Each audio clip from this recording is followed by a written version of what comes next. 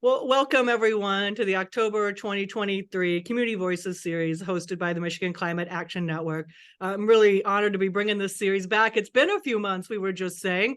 So we started the Community Voices series is really a way for us to connect with each other. Many of you know MyCan wrote a report in 2022 outlining all the different communities across the state who were leading on climate action. And it is the goal of this series to spread around the state and to hear from different groups about what each one is doing. It's our goal to amplify their local climate work, but also to connect all of you to the groups that might be in your backyard that you didn't know about and find ways to support each other's actions. You know, every community has its own challenges and it has its own opportunities. And I feel like our network is a wonderful place to showcase those so that we can learn from each other and really build on all of the different pieces that we're learning about.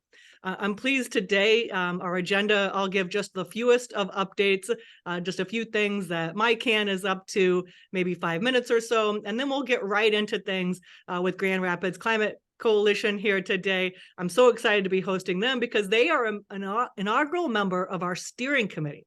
So just to let folks know what Michigan Climate Action Network is doing to really make sure that we have that grassroots level and are hearing that input so that we can take it to the state level, we formed a steering committee of the leaders from the local climate action groups. And if you are one of those leaders and you haven't heard about this steering committee yet, and you are like, I'm so excited, I need to be on that, please shoot me an email and let me know that. That group convenes quarterly in August and November and throughout the year. So please let me know if you want to be part of that. That's kind of how, again, we hope to highlight these voices.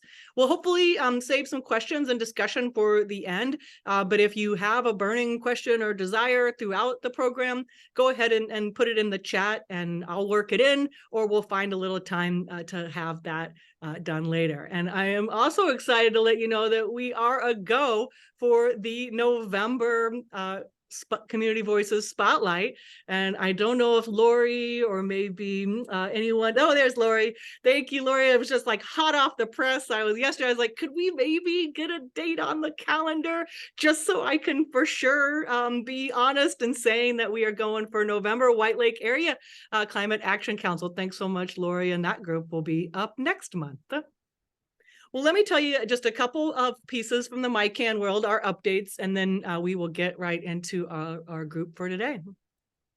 I'm sure everyone has about 1,000 questions, I do myself, about what's going on with the Michigan legislature and the bevy of bills. And I don't want to take time away from today's program. I will just give you the shortest of updates are that the bills have continued to be weakened, right? And what I wanted to show you here are MyCan's 2 public sign-ons. We are continuing to try to show, given our mission, right, that there is broad, widespread public support for climate policies. We've seen the polling, and what we're asking everyone to do is to put their name in print to say, yes, I support these actions, so that we can really show that despite a poll. Unfortunately, right, we're not maybe getting enough signatures. We're not showing that public support, at least not enough to outweigh the corrosive influence of money and politics from our utilities, right? These bills have continued to be weakened. We're still waiting on a next round of drafts. So that's really all the update I have. But I really hope that if you haven't shared these out yet or haven't worked with some of these documents and these sign-ons, please be sharing them with your member groups and your lists. And I see the short version, the bit.lys on there. Maybe I can throw the links to those in the chat for each of you. Serena, did you want to do that, or do you want me to? Is she already on it? Of course, she's already on it, isn't she? Oh, perfect. Already all over it. Well, we're trying to show that widespread support. Again, please sign on and share those out, more importantly. And there is a box for elected officials to sign on those as well. One of the theories of change for Michigan Climate Action Network is it's not just our grassroots support, it's all of you in your communities that know your local elected officials. And we really feel like that whole persuasive point hasn't been utilized. If every mayor, if every county commissioner was also urging their legislators to do this, then that becomes a very different story. So we do hope that you sign both of those pieces out.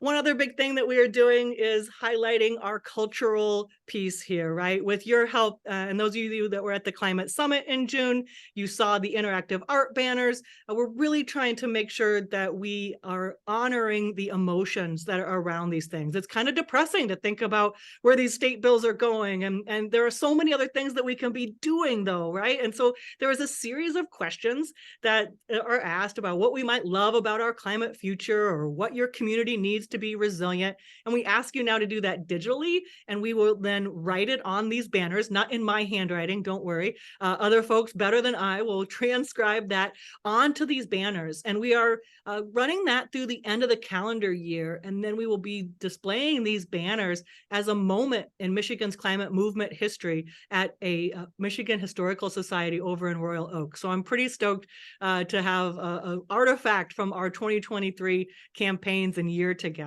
And I bet Serena's already on that link in the chat too. I'm too slow. Excellent. If you haven't contributed to that, please do. And also feel free to share this out.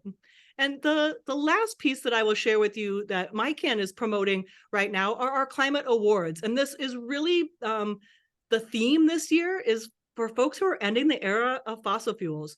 And normally, right, MyCan, we always take a positive, solutions-oriented approach. This is how we're going to live in this future. And given what's been going on this fall and the many of the federal pieces as well, we kind of took a bit of a step back and said, you know, we have to turn off the running faucet first. Those of you that are old enough like me to remember the bathtub analogy of climate change, right? If you came into your house and the bathtub was overflowing, what would be the first thing that you would do, right? You wouldn't start sopping up all of those emissions. You'd turn off the faucet. And so we really felt like we needed to honor that in this space and in this time in the movement. And so the award theme this year is for everyone who is working to shut down those coal plants over all these years on those integrated resource plans, shutting down new gas lines, and of course, Line 5, right? All of those kinds of pieces are the kind of things we're looking for, but don't worry, we are not prescriptive about the criteria at all. All we ask for you to do is to simply write maybe a short paragraph, a few sentences about why you think your candidate is deserving of this particular award. There are 3 categories: a professional, and then there is a monetary award that comes with the volunteer that can go to an organization. So you could win and get $1,000 to help support your local group. And then there's a youth award as well, who gets an individual stipend. Those are all the pieces that are going on in MyCan world. And before we move into our conversation and group today, I just want to remind everyone of a couple pieces of our norms. So when we get into conversation, we want to be respectful to, of course, the group that is going and the decisions that they have made, probably for really good reasons. They're not going to be able to tell us everything, right, about how they got to where they are. But we want to make sure that we're respecting that in our conversation. And if you're like me and you're an extrovert, you might want to, step back. If you don't talk a lot, feel free to step up, right? And practice that active learning and assume good intentions amongst the group. I assume we're all here today to learn and to get what we can to support the Grand Rapids Climate Coalition. That, again, is the goal of this series and of our steering committee. So before I move on too much, though, I do want to make sure our Grand Rapids folks know a little bit more about our team. And so I know most of you know me, Denise Keel, Executive Director of Michigan Climate Action Network. Many of you have probably met our digital community manager, Serena. Serena, do you want to say hi? Sure, yeah. So as Denise said, my name's Serena Amder and I use she, her pronouns. I'm the digital community manager here at MyCan. So many of you maybe I've interacted with over our social media channels. And I'm also in the process of helping to develop some more digital community spaces for the various groups that MyCan convenes. So stay tuned for more of that. And I am based up in the Traverse City area. So I was just recently in Grand Rapids for the GVSU conference and sometimes come down, but yeah, I'm a little bit up north from most of you. Nice. And the other person who sends most of our emails, our ghostwriter, we call her, Colleen Otti, our communications manager, is out on vacation, a well-deserved vacation this week. But I'm really excited. Many of you probably already know her from the Grand Rapids area to introduce the newest member of the MyCan team. Don't worry, she hasn't left any of her Grand Rapids positions. We're taking a little more hours. Erica, do you want to take a minute and just introduce yourself to everyone? Yeah, thanks so much. Erica Bolden, she, her pronouns. I am with the Michigan Climate Action Network as well, as my other position, as Denise mentioned. I'll be doing work trying to get more engagement in Grand Rapids in Congressional District 3 for Line 5. So I'm super excited to have this space. I feel like after a year of organizing and building relationships, we can hopefully all get some more information out about the issues that we're facing and then getting collective action. And I'm just excited to hear more about GRCC. I've done some work with them, more in the background groups. So sometimes I'm not great about being at the member meetings, but I love all of the work that you guys are doing. And I'm just really excited to hear a little bit more. Cool. Thanks for indulging us. If everyone on the Zoom would go ahead in the chat, just let us know where you're coming from. If you're working with a group or have another affiliation that you'd like to share, we'd love to know who our audience is out there. So as folks are doing that, again, it is just my pleasure. When I founded the Kalamazoo Climate Crisis Coalition, the Grand Rapids Coalition was also just beginning. And I know I learned so much from their activities. And again, that's why we're doing this, right? Many of our groups are trying to do the same things, and we should be learning from each other. And the Grand Rapids Climate Coalition has done so many amazing pieces. They are going to tell you a little bit about their own mission and how their organization campaigns have gone. So they've got a little bit of a slideshow to go first, and then we'll open it up to a little bit of an interview format, and then to your questions and concerns and discussion and all of those pieces. They have been a willing partner in all of the ideas, good and bad, that I have for MyCan. And so I really appreciate whenever I say, should we do this? It's often GRCC that's the first to step up and participate. And today is no exception to that, as they are leading the kickoff series as we restart things here this October. So I'm going to shut up and give the rest of our time now to Grand Rapids Climate Coalition. Janet Zan and Nate Guriani are here today to talk us all through it. Take it away, Janet and Nate. Thanks so much, Denise. We really appreciate the opportunity to share with the group and be part of MyCan's work. It is one of the ways that I know for myself, I can manage what feels sometimes like such a hard and heavy lift, is knowing how many other awesome people are doing the work. So I'm Janet Zahn, co-chair along with Nate Rao-Beery of the Grand Rapids Climate Coalition, and just going to take a few minutes with some slides to give you a little bit of our background and highlights, as Denise said, and then we'll move into a little bit more of a discussion format, and looking forward to being able to share from and hear from everyone who's here today. If you want to advance that slide, that would be great, Nate. Community-wide carbon neutrality and a focus on climate justice has been our emphasis from the start. And if you were to say, well, who are we? We have 87 member groups, which is kind of amazing considering we started in 2021 with 19 member groups. And those 87 member groups are community groups, neighborhood associations, nonprofits, faith groups, education groups, businesses. And then we have a lot of collaborative partners like MyCan and the community collaboration on climate change, and UCC, the Urban Core Collective, Link Up, a number of other groups that aren't suited to be a member of us, but we work together with them. So what we know is that our members are folks in our community who care about climate justice and want to see a hopeful future, a clean energy future, and a good way of moving forward to the next generations. So a little bit about our history.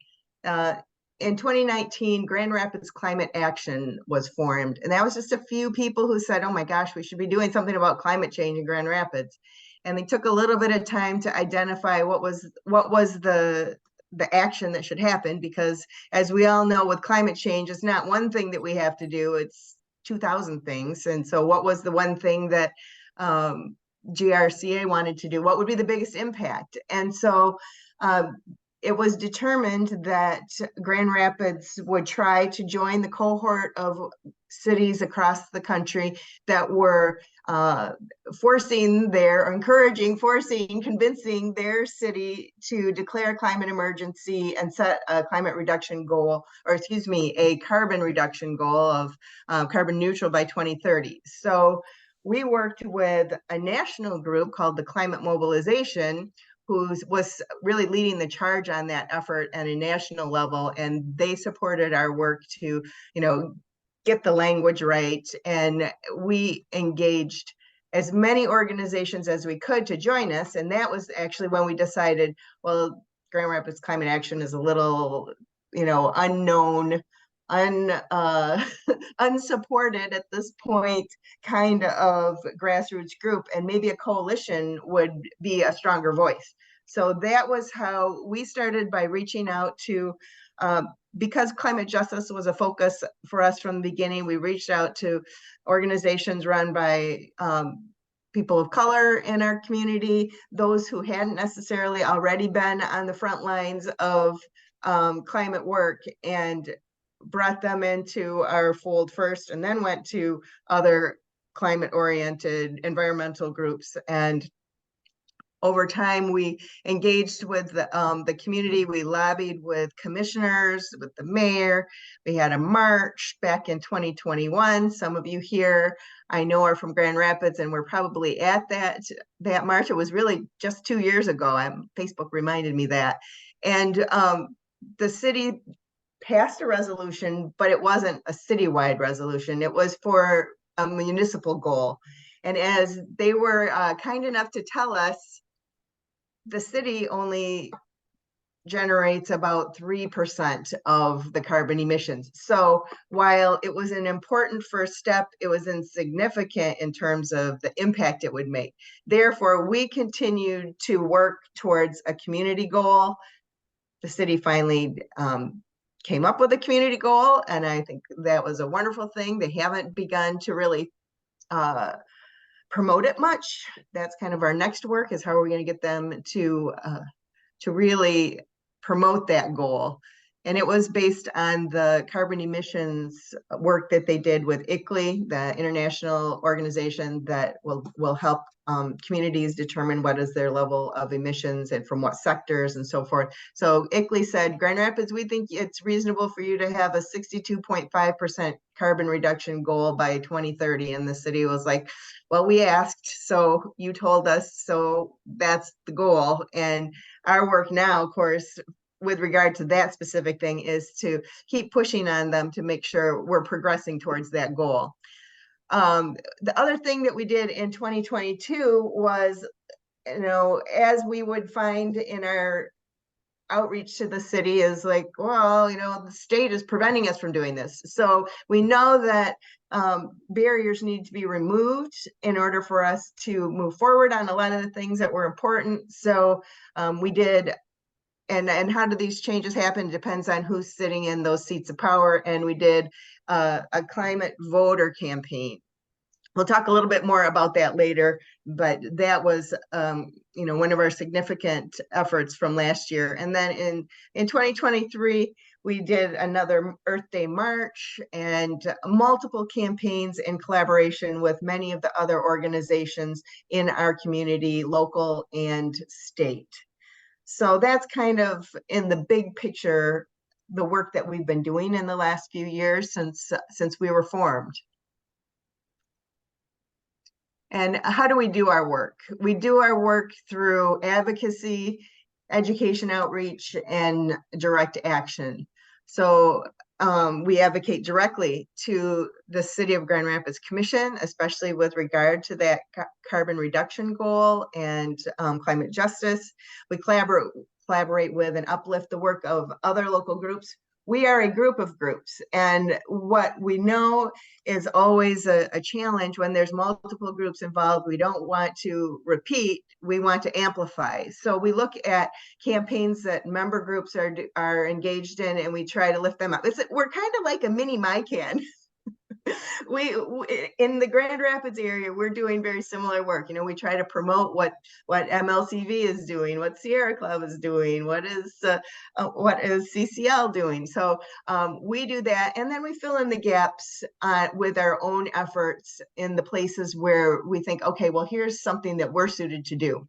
And then additionally, we connect residents to strengthen climate and environmental justice in Greater Grand Rapids. Those are kind of the three ways that we do our work. And I think because we are a group of so many groups with so many people with great skills and infrastructure, we're able to dabble and put our hands into a lot of different spaces. And that has been the beauty, especially for someone like me that can't stay focused on just one thing. Like, oh, there's a million things. Okay, well, I can touch a lot of those, even if I'm not going to be you know, diving in and being a key driver in a lot of places. Because of the strength of our group, we're able to influence and stay connected to a lot of different things. And then one of the things that we've done each year is, after the first year, when we kind of finished up with that city resolution and realized we had a broader priority opportunity, in the beginning of each year, we work for a couple of months with our member groups and say, all right, what are the opportunities out there this year? What do you all want to engage in? And for this year, we determined that really pushing forward to get the acknowledgement of that carbon reduction goal and that formalized through the city of Grand Rapids was a thing. But the number one thing that people cared about was influencing the City of Grand Rapids community master planning process. And that's a 20-year land use document. So we have really showed up on that. And I would say that our group, because of the level of participation that we've had, has actually made a difference in how they are doing that planning. Also, we care about identifying high impact projects for the Inflation Reduction Act funding, especially including community solar, a little bit more on that later. Increasing our community engagement. Again, emphasis on Justice 40 and the BIPOC communities and youth. How can we continue to deepen our engagement and offer opportunities for people of color to participate in and have their voices heard on these issues? And then again, always continuing to strengthen our ties with and highlight the work of other groups, like MyCan, like the Climate Mobilization and Coalition for Community-Owned Safety, and so forth. So those are the main priorities that were identified at the beginning of this year. There's so much more beyond that we touch in, but those are kind of the main things. I'm going to hand it over to Nate to talk through the rest of the slides, and he can kind of show you a little bit more about what's going on. Thanks, Janet. Yeah, and thanks to all of the Grand Rapids folks, members, and partners who are here who actually helped shape those priorities and are helping the coalition take them forward. So Janet mentioned that we try to take a climate justice and equity lens on our work. We try to be responsive to what frontline communities are saying about the problems and the solutions. And Grand Rapids has environmental justice work to do. Many of y'all know this study that came out of U of M in 2019 that just identified environmental justice injustice hotspots. We would like Grand Rapids to become an environmental justice hotspot. I think it really is, thanks to the work of our colleagues at Urban Core Collective, like Erica, like our colleagues at C4, the Community Collaboration on Climate Change. We're helping to support that as well. But environmental injustice is a real high score kind of in Grand Rapids in terms of census tracts. So that's something that we are keeping in view, and many of our members are working on in more direct and intersecting ways. So a couple more things that we do. Janet mentioned many of these. So one is we hold events. This is from our Earth Day March this year. And yeah, we marched through downtown on Earth Day.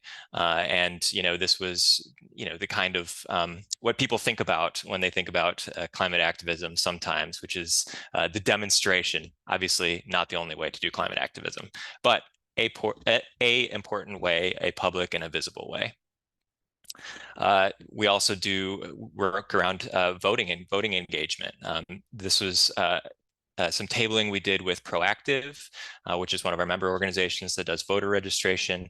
And we also had a climate voter campaign. I'll get to that in a little bit. And then we partnered with a lot of organizations around the state to work on the Consumers IRP process last year. So trying to push Consumers on its integrated resource plan to increase its ambition to get off coal faster, to give us low carbon energy and renewable energy on the grid. And you know, that larger statewide effort, of which we played a part, there were many actors and many who played bigger parts on that, but we were pleased to support it. It got a real win in forcing Consumers to increase its ambition, and we would love to see more of that. So this climate voter campaign, last year's 2022, a voting year, through our work as a coalition, you know, we really learned actually when we were starting the coalition, and this was something that kind of took me aback. I'll totally admit it. There were some members of our group that were saying, hey, we should just do lawn signs as a way to get the word out about our group. You know, elder millennial here, I was a little skeptical. I was like, oh, well, we should just focus on digital. I'm glad that Voices of Reason won out and we did some lawn signs, because a lot of people have found our group that way.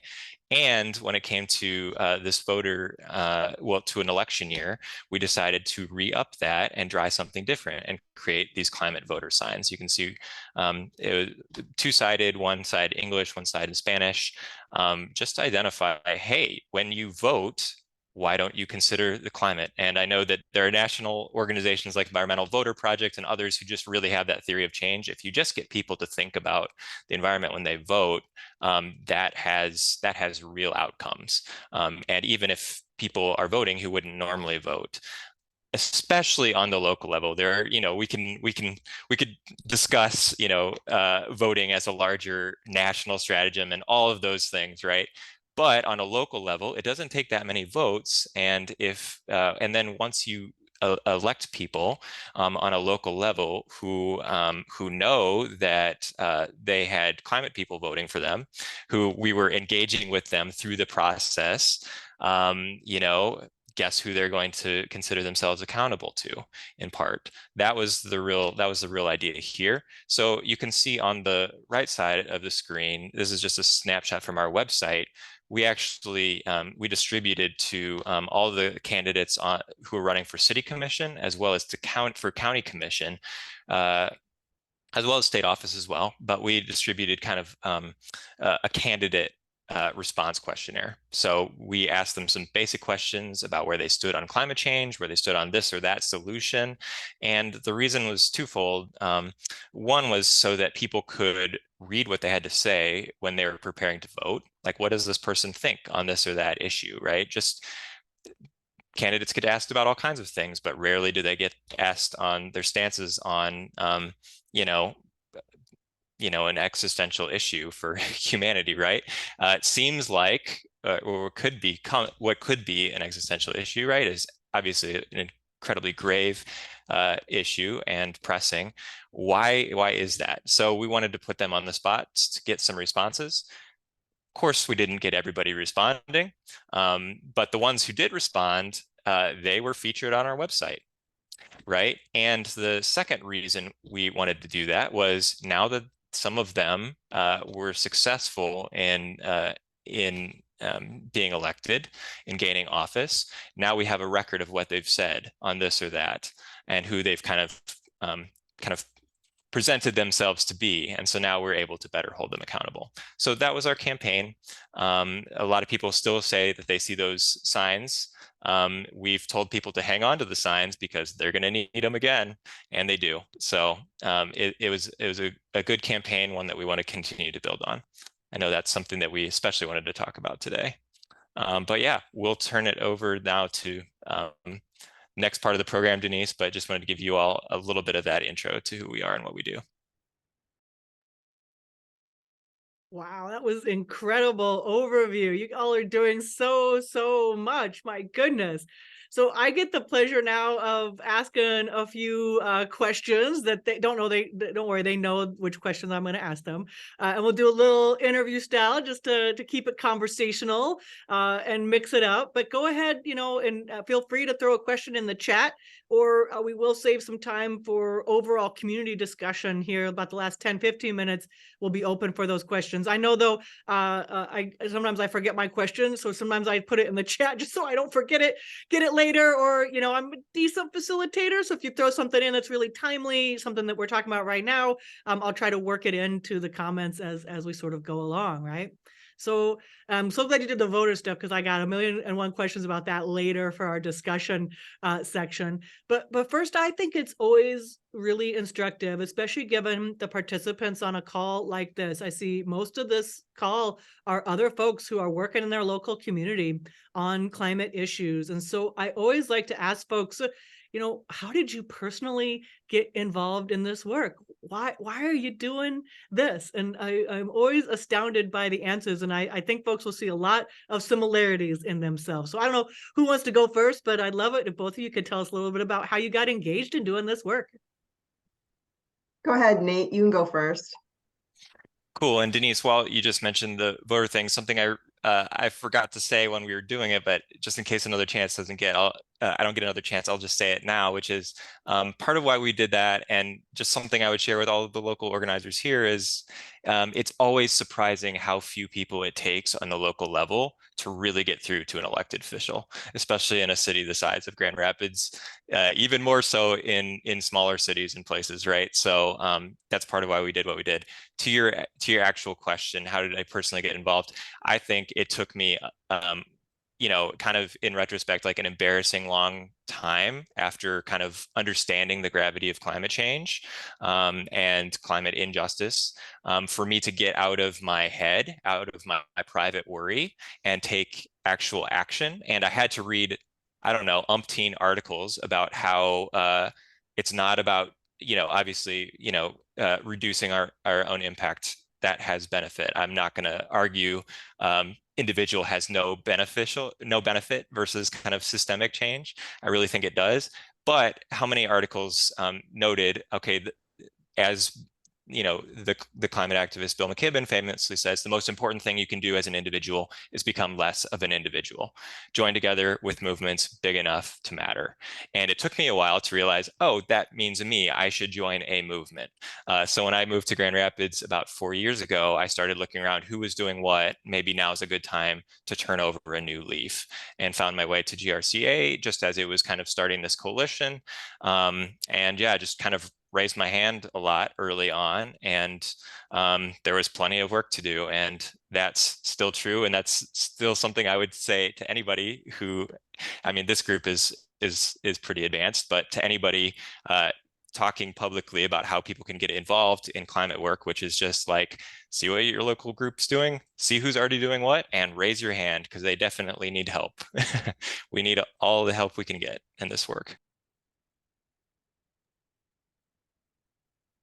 Yeah, I love hearing that, Nate. And I think that it's a little bit similar to me too, in that I've known forever, that this is a huge problem. This is the problem. And in my heart, it always was the biggest thing that I said I cared about. And While back in the 90s, I volunteered at a local group, WEMIAC, for several years. I'd kind of taken off doing anything other than keyboard warrior and crying and having a broken heart. And actually, it was my son who got me moving, because he lives in Portland, Oregon, and I raised two tree huggers, and my son and I would have these conversations over and over about how dire the situation was, and what in the world, hand wringing, crying, what are we going to do? And one day we were on a call, and he's like, well, hey, I joined the Sunrise Movement. And he was telling me about them. I was unfamiliar with them. This was so this would have been 2019. And he's like, I said, I want to be part of that. He says, you're too old. Sunrise is for kids. I'm like, oh, okay. Well, I really like what they're doing. And he says, well, just what's the city of Grand Rapids doing? And I was impressed because they were working at a city policy level, the Portland group of Sunrise. And he says, just Google and see does Grand Rapids have a climate plan? What are they doing? And so I looked, and when I looked, what I found was Grand Rapids Climate Action. So it was just a Google search that took me there. And I just started going to the meetings and just kind of listening in. I didn't really know exactly what was going on initially. And as the group started to form, it turned out that some of my skill sets were useful to developing a strategy, and I don't mind running meetings. So I had some skills that seemed like, hey, I could actually apply this. I don't have to be a scientist. I don't have to have an education in climate science to be effective in this work. And so I guess again, a little bit agreeing with what Nate says, anybody can be part of this work. And so when I found that there was a place for me in the work, I just jumped in, and I'm really bad at saying no. So I kind of show up in a lot of different places at the local, state, and national level now. But it's the most frustrating, difficult, and satisfying work that I've ever done. I feel like putting my energy into what feels like a hopeful future for my kids and the next generations is the best thing that I could be doing. So that's me. Thank you both for taking it personal. This work is a mix of the personal and professional, right? Some of those lines are the very barriers that we need to break down in our current cultural awareness of who we are, how we live, work, and play, and feed ourselves, and do all of these pieces. Well, you shared so many of your organizational initiatives and your work, and I love that community-wide carbon reduction goal. And I did ask specifically for you guys to talk about the climate voter campaign, because it's an initiative that I think we should be modeling statewide, frankly. But I'd love to hear from you a little bit more about what you think are your best and biggest and major accomplishments or successes. Go for it, Janet. Yeah, I'll start with one, and then you can do one. I would say that right now what I'm feeling our influence is biggest is around our advocacy at the city level around the solar project that they're applying. We applied for a major grant to do a solar project at the former Butterworth landfill, and I know that our pushing on that made a difference, just continuing to ask the city, what are you going to do? What are you going to do? And they did. So fingers crossed that we get that money, because it will be a good starting point for solar in our community. There's so much more that needs to happen, but it'll be a good step. And then the other thing that is ongoing, I would say, and I referenced this earlier, is our group said they cared a lot about the 20-year land use planning document the city's working on. And the city, I will give them a lot of credit for offering multiple opportunities for community input. And the first couple of sessions they held did not have anything climate related on it. But so many of our people showed up and said, hey, we care about this, when they would ask what's important to you, that by the third meeting they had, that was one of the topics. And then they went and did a session that was strictly on environmental justice and climate change. And it didn't go as I think they had hoped it would for a variety of reasons. And we gave them some feedback that said, we think you could do better and we'd like to help. And so then they invited us to give more feedback. We had a meeting with the city and we submitted a 2-page document with some pretty strong recommendations. And they have invited us back along with some other folks in the community to have a discussion about how they will integrate climate justice and environmental sustainability into that planning document. So I feel really good that we've actually, moved the needle on that, probably further than it would have gone without our participation and our perseverance. So that to me is a big thing, along with what you've already mentioned, the community goal. Nate, you want to take another one? Yeah, sure. And I just, I guess I'm just recognizing that, people think about like climate wins and you want to see like, a coal plant shut down, or like, a highway torn out or this or that. And we don't really have anything like that to, be able to point to. But maybe that's because like really like local grassroots work, a lot of it, I think we found in our case is like just a bunch of meetings and a bunch of consistent showing up. And very kind of boring ways, like showing up at these small meetings and just kind of being a persistent pressure on decision makers. Like, hey, are you thinking about climate when you make that decision? When you're thinking about how we use land for the next 20 years, which has to do with transport, has to do with zoning, has to do with housing, like, are you considering climate? And just kind of being that persistent force. And so it's hard to kind of quantify some of the things that we've achieved, but I think that we really have pushed decision makers farther than they would want to go in a lot of these areas. I would say the other thing is just, and this is just reflecting on something that I think Adrienne Marie Brown talks about, Detroit organizer, was just like the importance of critical connections. Sometimes we think within the climate movement, like we need critical mass, and obviously, like, yes, like so many people to be pushing together with us.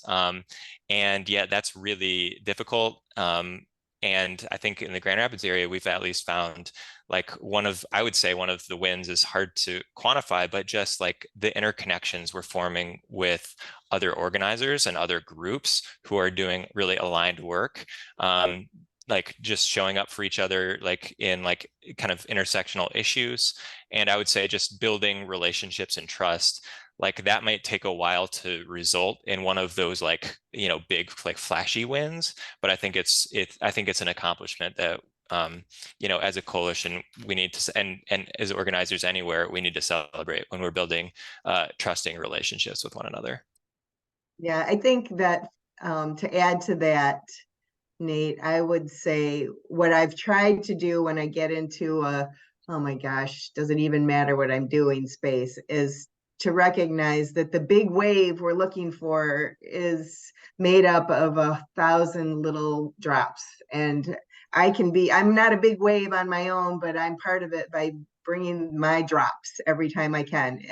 And so I think that is one of from a personal perspective, when I'm successful in holding on to that perspective, I feel I can be more effective than if I let my ego drive it. It's like, well, I'm going to be the one that makes a difference. It's not about me making the difference. It's about me showing up over and over and over and being that drop of water. Yeah, we got a lot of drops of waters in Grand Rapids, so we're right, to be in that wave together. Yeah, and I'm just looking at the all tile view, and I was like, oh, right, like oh, Erica's on here, does utility organizing, does a podcast, Will, electrification guru, Tamara doing energy organizing, Dave with CCI, just like all these people. Terry is like ardently pushing for community solar, yeah. Cynthia doing excellent work. So it's just like you start to get to know everybody and realize like, okay, wow, everybody is doing their bit in different ways to the extent we can connect. Just plus one to what Janet said, but also great to like see people on the screen as like an illustration of that, right? Yeah. Oh, I love it, because that is that is the model that we're all building, right? When I'm a mini GR and a mini Kalamazoo and a mini, right? This is the model that we are seeing that is really developing, right? Where local groups, you're your own coalition, right? And that coalition has those critical connections. I love that point. And then that can feed into the broader network. Well, I have to ask about challenges though, right? You've already kind of alluded to a couple, right? The successes. What are some of the current challenges that you think you or the group faces? Hmm. Well, there's numerous, of course, and I would say, you know, the typical climate activist challenges, dread, exhaustion, burnout, etc. But I think also the double-edged sword of being this big group with a lot of hands in a lot of places, sometimes it can be a little hard for us to determine where to use our limited bandwidth with. Where can we actually be most successful when there are so many things that need to be done? And I think that as a grassroots organization with no formal infrastructure, with no funding resources, that definitely creates some limitations on how deep we can go into different things and how wide we can go, frankly, and still be effective. So, you know, trying to hone in on these are the things where we think we can make the most difference, and trying to maintain our focus there is, to me, one of the bigger challenges. Nate, you want to throw out a couple more? Yeah, I mean, definitely echo what Janet was saying about just like knowing where to use our limited bandwidth. It seems like, I mean, in the climate space, it's like, well, even if we have a strategy, it's like we're learning so much all of the time, right? About a shifting policy landscape, not necessarily shifting science, but just all like the solution sets that are available. And now with the IRA, like things are just moving really, really fast, and it's really tough to honestly keep up. I think that was one of our challenges. We realized, like, one, we've had a couple of pivots during our history, but one of them was going from, wow, for a time it looked like there was going to be no kind of federal climate or clean energy package at all, and then there was problems and all, but like all of a sudden, wow, there's money coming for things that could really help. And we don't know what it's like to do that kind of work yet. Like we haven't been in that place yet. So I think this has been a real like learning curve for, again, a grassroots org without formal funding. How can we be most useful with that? And I would say the other thing is just, I mean, I think it's getting better, and MyCan is doing amazing work. Much love for y'all for what you're doing with this. Is just like the narrative around climate, and I don't even know that climate's the most useful word kind of sometimes in our context, right? Like, but I think that it doesn't yet kind of evoke, oh, like imagination or opportunity or possibility. It evokes like, okay, like sacrifice and deprivation and dread, you know? So I think, you know, we're obviously like not a media organization, though we do comms work, and we work with people who do really great comms work. But I think that's one of the headwinds, is just like how to make that make climate work something that feels accessible, that feels exciting, that feels like hopeful for people to want to join. And you know, organizers are showing what hopeful, like imaginative work looks like all the time, but it would be great if we had more people who were like, yeah, we want to push with you because we know it's important and we know we can.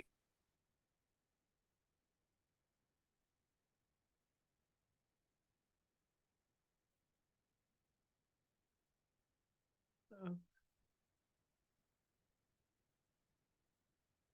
Did I phrase it?